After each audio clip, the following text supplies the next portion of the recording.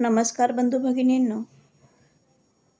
आज आपण अशा दोन मल्टीबॅगर कंपन्यांचं फंडामेंटल आणि टेक्निकल पाहणार आहोत, ज्यांनी आपला ट्रेंड चेंज केलेला आहे. ज्या डाऊन ट्रेंडला होत्या त्या आता अप ट्रेंडला आलेल्या आहेत. अशा या दोन कंपन्या आहेत. त्यांचा फंडामेंटल पाहूया. पहिली कंपनी आहे Mahindra and Mahindra financial service. Mahindra and Mahindra financial services limited एक महिंद्रा समूहाचा एक भाग आहे. ही एक NBFC आहे, जी प्रामुख्याने नवीन आणि पूर्व मालकीची ऑटो आणि युटिलिटी वाहने, ट्रॅक्टर, कार, व्यावसायिक वाहने, बांधकाम उपकरणे यांच्या खरेदीसाठी वित्तपुरवठा करण्याच्या व्यवसायात गुंतलेली आहे. ही एक भारतीय ग्रामीण नॉन बँकिंग वित्तीय कंपनी आहे, ज्याचे मुख्यालय मुंबई येथे आहे. देशभरात 1000 पेक्षा जास्त कार्यालयासह हे भारतातील टॉप ट्रॅक्टर फायनान्सपैकी एक आहे. महिंद्रा फायनान्सची सुरुवात 1 जानेवारी 1991 रोजी maxi Motors financial services limited म्हणून झाली. त्यांना 19 फेब्रुवारी 1991 रोजी व्यवसाय सुरू करण्याचे प्रमाणपत्र मिळाले. 3 नोव्हेंबर 1992 रोजी महिंद्रा फायनान्सने त्यांचे नाव बदलून Mahindra and Mahindra financial service limited केले. महिंद्रा फायनान्सची नोंदणी रिझर्व्ह बँक ऑफ इंडियामध्ये मालमत्ता वित्त ठेवी NBFC म्हणून केली गेली.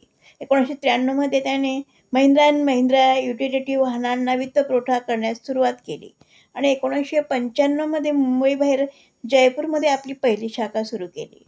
कंपनीने 2002 मध्ये नॉन महिंद्रा अँड महिंद्रा वाहनांना वित्तपुरवठा करण्यास सुरुवात केली. 2009 मध्ये व्यावसायिक वाहने आणि बांधकाम उपकरणांना वित्तपुरवठा करण्याच्या व्यवसायात प्रवेश केला.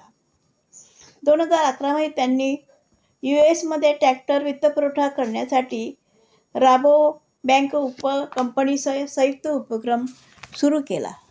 अशी ही कंपनी आहे, फायनान्स कंपनी आहे. तर या कंपनीचा मार्केट कॅपचा विचार केला तर मार्केट कॅप बघा, या कंपनीचा मार्केट कॅप आहे 32,589 कोटी रुपये. या कंपनीचा शेअरचा PE रेशो आहे 16.88. ही कंपनी आपल्या शेअर होल्डरांना डिव्हिडंड देते. डिव्हिडंडचं प्रमाण आहे 2.27. या कंपनीच्या शेअरचा ROC आहे 8.74 आणि ROE आहे 10. डेबिट टू इक्विटीचा विचार केला तर 4.93 आहे. फायनान्स कंपनी आहे, त्यामुळे या कंपनीवर कर्ज जास्त आहे. कंपनी चांगला डिव्हिडंड देते आपल्या शेअर होल्डरांना. रिझर्व्हपेक्षा कर्ज जास्त आहे. FIचे प्रमाण कमी झालेले आहे आणि DIचे प्रमाण वाढलेले आहे. अशी ही फायनान्स कंपनी आहे, Mahindra and Mahindra finance company आहे. या कंपनीचं आपण फंडामेंटल पाहिलं. आता या कंपनीचं आपण टेक्निकल पाहूया, म्हणजे या शेअरचा चार्ट पाहूया. चार्टवर आपला ट्रेंड कसा चेंज केलेला आहे, कुठपर्यंत आली आहे बघूया.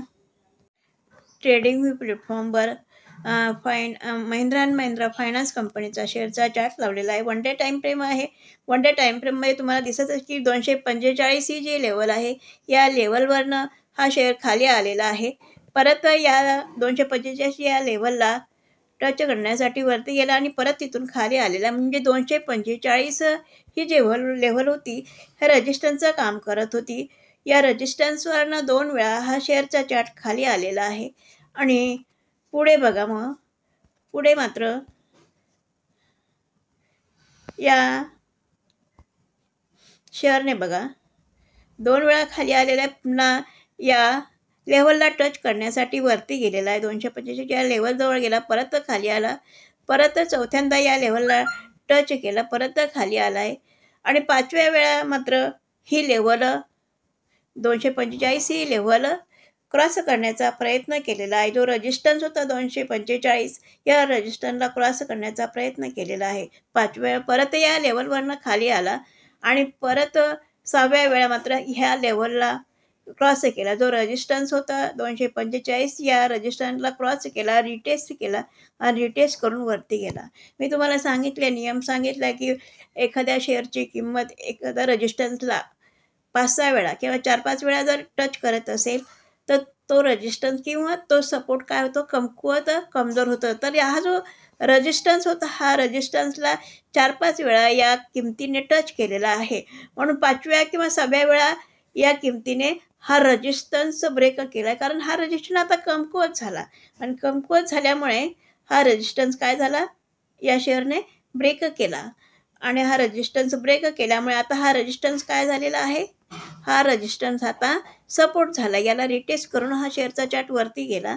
म्हणजे 245 हा जो रेजिस्टन्सचं काम करत होता आता सपोर्टचं काम करीत आहे. पुन्हा बघा या वरती जाऊन शेअरचा चार्ट वरती जाऊन परत खाली याच लेव्हलला टच करण्यासाठी खाली आला. म्हणजे ही लेव्हल आता सपोर्टचं काम करीत आहे. ही लेव्हल आता कसलं काम करीत आहे, सपोर्टचं काम करीत आहे आणि या सपोर्टवरनं हा शेअर पुन्हा वरती गेलेला आहे. तर बघा आता वरती गेला, परत त्याच लेव्हलजवळ आलेला आहे. परत त्याच लेव्हलजवळ आला आहे तो. बघा 245 हा जो सपोर्टजवळ पहिल्यांदा आला, दुसऱ्यांदाही सुद्धा त्या सपोर्टजवळ आलेला आहे आणि या सपोर्टवरनं तो रिव्हर्स झालेला आहे. या सपोर्टवरनं बघा हा शेअरचा चार्ट वरती जात आहे. आपला जो डाऊन ट्रेंड होता तो डाऊन ट्रेंड चेंज करून अप ट्रेंडमध्ये हा शेअर ट्रेड करत आहे. तर अशा पद्धतीने ही जी लेवल आहे 245 ही लेवल ही सपोर्टचं काम करीत आहे. लेवलला जर या शेअरच्या चार्टने रिटेस्ट केला, रिटेस्ट करून जर वर गेला तर याच्यामध्ये मोठ्या प्रमाणात टार्गेट मिळू शकते. रिटेस्ट न करता थोडा खालीसुद्धा आला, रिटेस्टपर्यंत इथपर्यंतच यायला पाहिजे असं आणि इथून जायला पाहिजे असं काही नाही आहे. तर थोडासा इथं खाली पण आला, इथून खाली आला आणि इथूनही तो वरती गेला तर तरी याच्यामध्ये मोठ्या प्रमाणात टार्गेट मिळू शकते. म्हणजे याचा ट्रेंड हा चेंज होऊ शकतो. तर अशा पद्धतीने बघा या शेअरमध्ये मोठ्या प्रमाणात बाईंग आलेली आहे. ही जी हिरवी कॅन्डल तयार झालेली आहे याच्यामध्ये याच्यावरूनच समजते की आता हा सपोर्टवरून आता वर जात आहे, हा शेअर वरती जात आहे.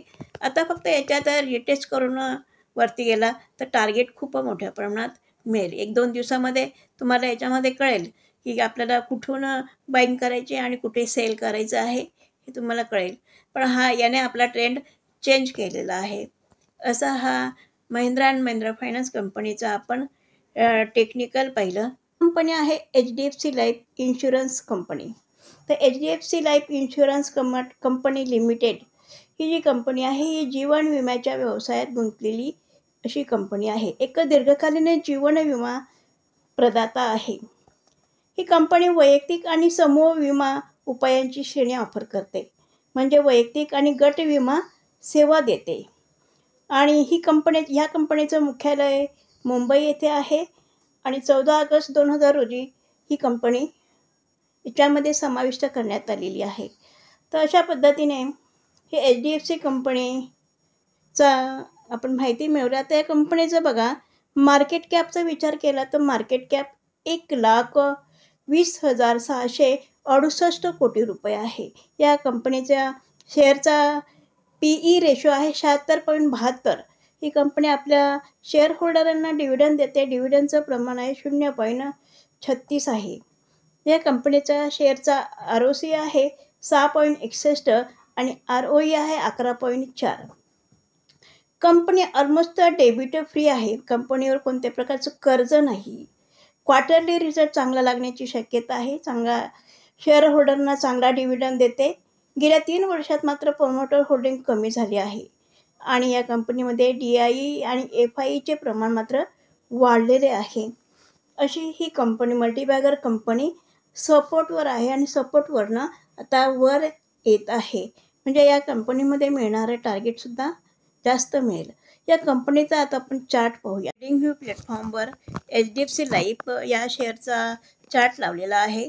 1 वीक टाईम फ्रेम आहे. 1 वीक टाईम फ्रेममध्ये तुम्हाला दिसत असेल की 539 ही जी लेवल आहे या ठिकाणी रेजिस्टन्सचं काम करीत आहे. याला रेजिस्टन्सला टच करून हा शेअरचा चार्ट खाली आलेला आहे आणि पुन्हा हा 539 ही लेवल क्रॉस केलेली आहे आणि क्रॉस करून वर जाण्याचा प्रयत्न करीत आहे.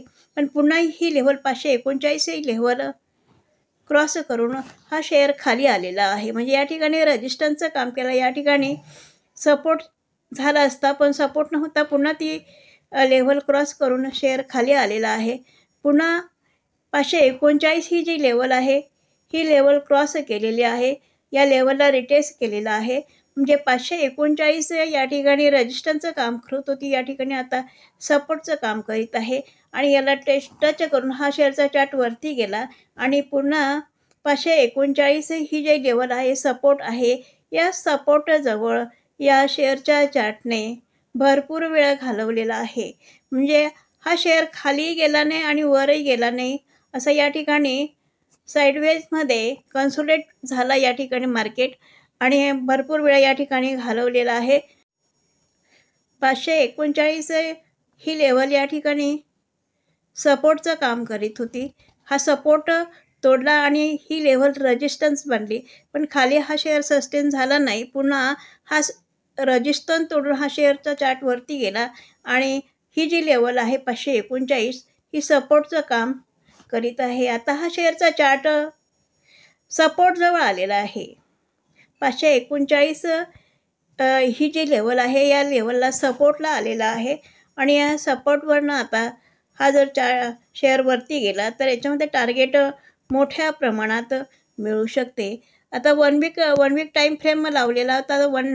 वन डे टाईम फ्रेममध्ये बघा काय दिसतंय. वन डे टाईम फ्रेममध्ये बघा, वन डे टाईम फ्रेममध्ये तुम्हाला दिसतंय की हा शेअरचा चार्ट बघा 539 या लेव्हलवरनं हा वरती जात आहे. वर जाऊन जर रिटेस्ट करून वर गेला तर याच्यामध्ये टार्गेट मोठ्या प्रमाणात मिळू शकतं.